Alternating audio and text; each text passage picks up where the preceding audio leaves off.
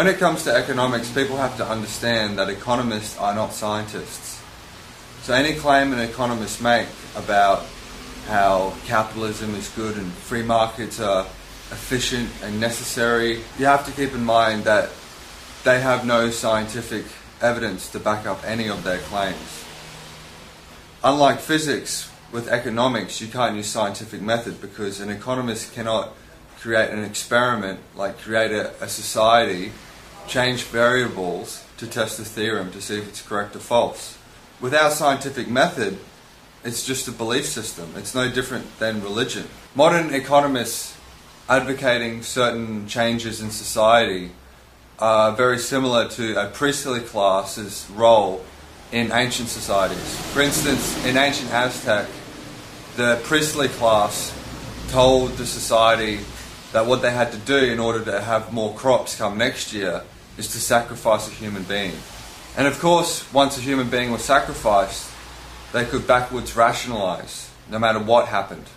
So if there wasn't a increase in crop yield, the priestly class could say, well, imagine if we didn't sacrifice that person. Imagine how bad the economy would be if we didn't do that. Similarly, during the global financial crisis, economists recommended that the US government bail out the banks, spending $700 billion of taxpayer money on bailing out these banks that caused the global financial crisis.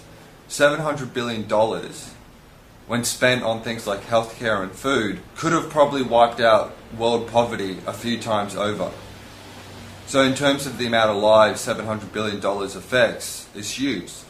So you could argue that that is human sacrifice on a mass scale. By some standards, we're actually more primitive and savage than the ancient Aztecs that would sacrifice human beings.